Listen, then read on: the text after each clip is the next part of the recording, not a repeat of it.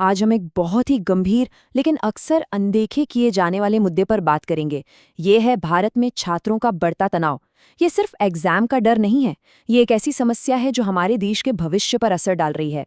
Screen पर जो number दिख रहा है 13,089, ये सिर्फ एक आंकड़ा नहीं है। ये उन छात्रों की संख्या है जिन्होंने साल 2021 में सिर्फ एक साल के अंदर भारत में अपनी जान दे दी।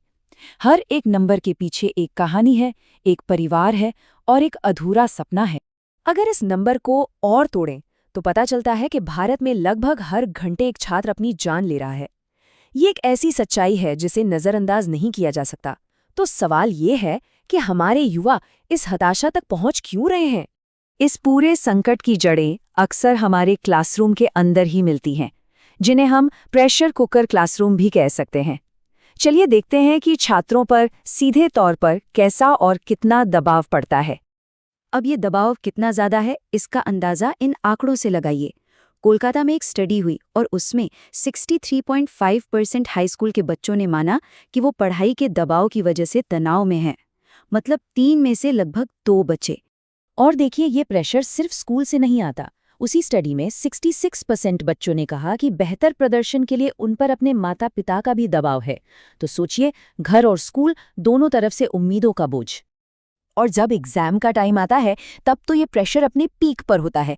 ये नंबर देखिए, 81.6%। इतने छात्रों ने माना कि उन्हें एग्जाम से जुड़ी एंग्जाइटी होती है। ये तो एक तरह की महामारी जैसा है जो लगभग हर स्टूडेंट को अपनी चपेट में ले रही है।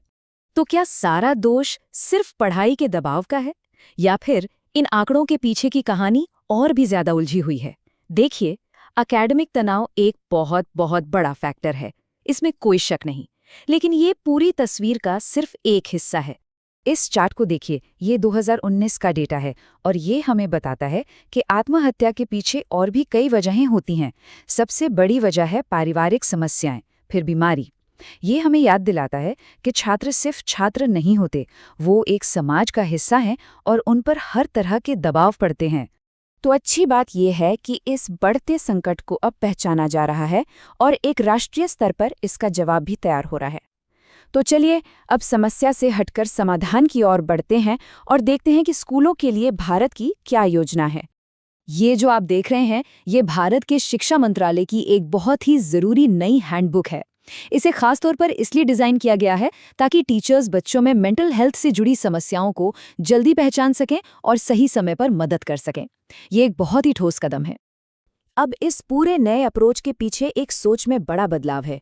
वर्ल्ड हेल्थ ऑर्गेनाइजेशन के मुताबिक मेंटल हेल्थ का मतलब सिर्फ बीमारी का न होना नहीं है, बल्कि ये एक ऐसी अच्छी स्थिति है जिसमें इंसान अपनी काबिलियत को पहचानता है, जिंदगी के तनावों से निपट सकता है और समाज में अपना योगदान दे सकता है।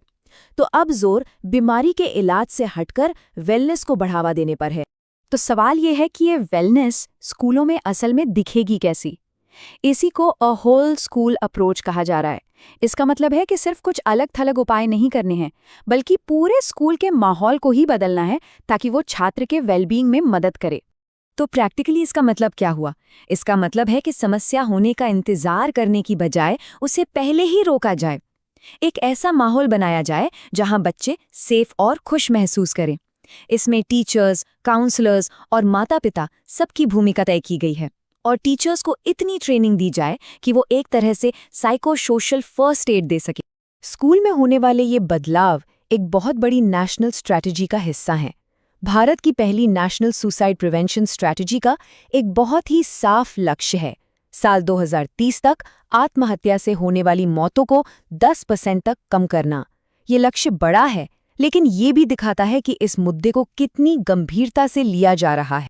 लेकिन जानते हैं, इन सब पॉलिसीज और स्ट्रैटेजीज से भी बढ़कर इस बदलाव के दिल में एक बहुत गहरी और मानवीय बात छिपी है। हैंडबुक में दी गई एक कविता की ये लाइनें इसे बहुत खूबसूरती से बताती हैं। ये हमें याद दिलाती हैं कि बच्चों को आगे बढ़ने के लिए एक प्यार भरा, एक पॉजिटिव माहौल देना कितना ज़रूरी है। तो आखिर में हम इस सवाल पर आकर रुकते हैं, क्या शिक्षा को देखने का ये नया नज़रिया सच में एक पूरी पीढ़ी के सीखने के तरीके को बदल सकता है? क्या ये उन्हें सिर्फ किताबी ज्ञान ही नहीं, बल्कि मुश्किलों से लड़ने की हिम्मत, खुद की सेहत का ख्याल रखना और आत्मविश्वास भी सिखा सकता है? इस सवाल का जवाब ही भारत के लाखों छात्रों का भविष्य तय करेगा।